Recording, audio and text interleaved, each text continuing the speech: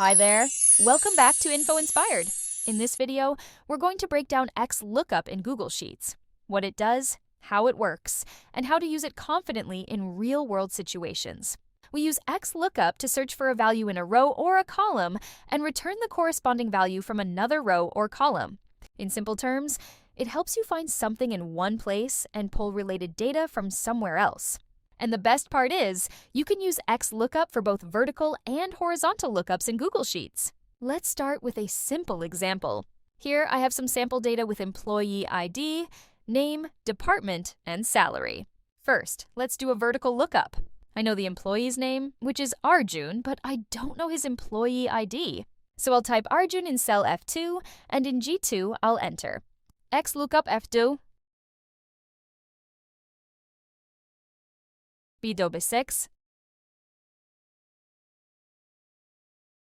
A2 A6. Here, F2 is what we're searching for. XLOOKUP looks for that value in B2, B6, and when it finds it, it returns the matching value from A2, A6. That's it, so remember this.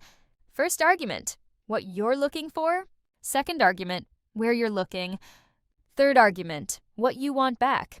These three arguments are the foundation of XLOOKUP, so make sure you're comfortable with them. Now let's look at a horizontal lookup. This time, the same kind of data is arranged across rows instead of down columns. We'll again look up the name Arjun, but now from the second row, and return his ID from the first row. The formula looks like this. XLOOKUP H2,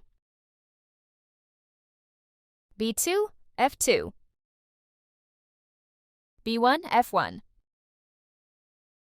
Same logic, same arguments, only the direction of the ranges has changed. In this tutorial, we'll mostly stick to vertical lookups, but keep in mind that everything you learn here applies to horizontal data as well. Now that you understand the first three arguments, let's move on. The fourth argument is all about handling missing values. By default, if XLOOKUP can't find what you're searching for, it returns a NA error. For example, if I change the search value from Arjun to Mike, you'll see that error. But instead of showing an error, we can display a friendly message like this. XLOOKUP F2, B2, B6, A2, A6, not found. So the fourth argument simply tells XLOOKUP what to show when there's no match. Next up is the fifth argument, called match mode. There are four match modes, -1, 0, 1, and 2. Match mode 0 means exact match, and it's the default. All the examples so far are using exact match, so you don't even need to type 0 unless you're also using the sixth argument. Now let's look at match mode -1. This one finds an exact match, or the next smaller value, and it's super useful with numbers or dates. Here I have some supply dates and quantities. I want to find the quantity supplied on or just before a given date, which is in cell D2. There's no exact match for this date, so the default result is not found. To fix that, I'll use XLOOKUP D2, A2, A5, B2, B5, not found, -1. And this returns 5, which is the quantity from the closest earlier date. If I change the date to 24th December 2025, the result stays the same, because match mode -1 always picks the exact match or the next smaller value. If I use match mode 1 instead, XLOOKUP goes the other way and returns the quantity from the next later date.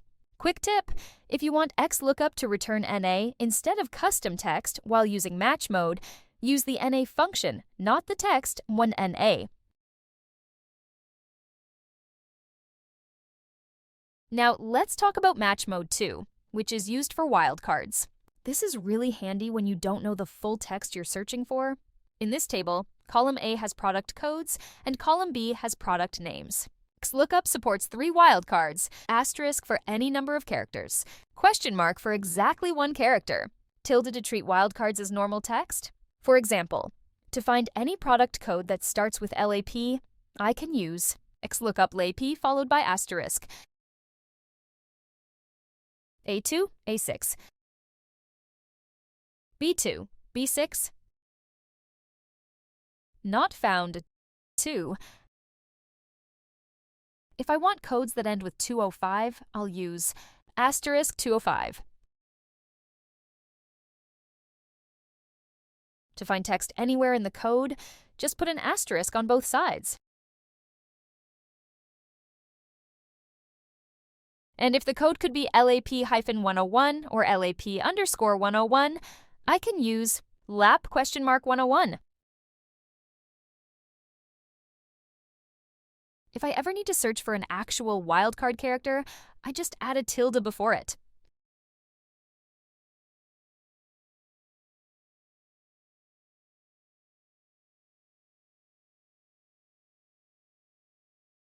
Now we come to the sixth argument, which is search mode.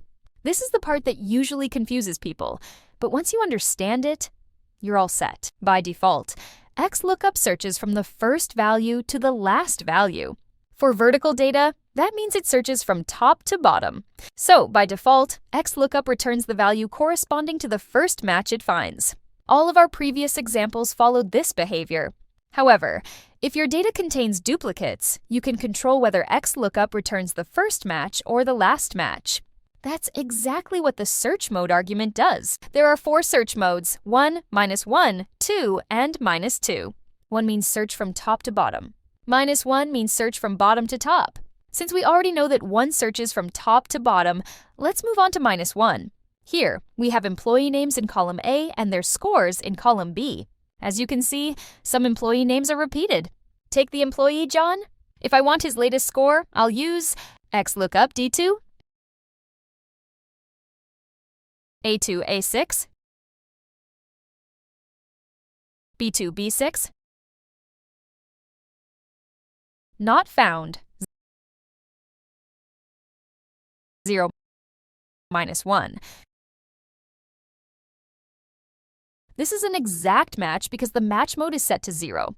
Now, let's see how search mode behaves when we use approximate matching.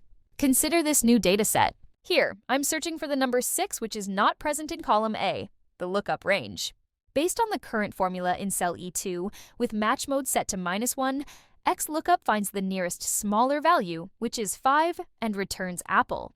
When we modify the formula to use match mode 1, XLOOKUP finds the next larger value, which is 7, and returns orange. Now, let's add the search mode argument -1, which makes XLOOKUP search from bottom to top. With match mode 1, it returns mango.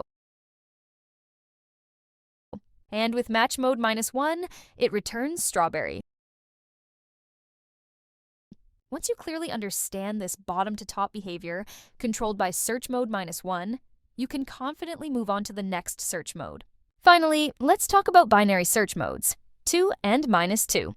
These modes should only be used when your data is sorted. Use 2 when the lookup column is sorted in ascending order. Use -2 when it's sorted in descending order. Binary search is much faster, which makes it ideal for large data sets. So don't hesitate to sort your data using data. Sort based on the lookup column, and then use these modes for faster lookups. When you're doing an exact match, search mode 2 returns the first match in ascending order, as you can see on the screen. Search mode -2 returns the last match in descending order, shown here on the screen. So there's nothing to confuse here. 2, first match, ascending order. -2, last match, descending order. Things get a little more interesting with approximate matches. When the lookup value doesn't exist, XLOOKUP uses the insertion point to decide what to return. Let's look at this data, sorted in ascending order. We'll use the search key 25th November 2021, which is not present in the table. First, let's set the match mode to -1. As you can see, match mode -1 returns the value before the insertion point. Now, let's change the match mode to 1. Match mode 1 returns the value after the insertion point.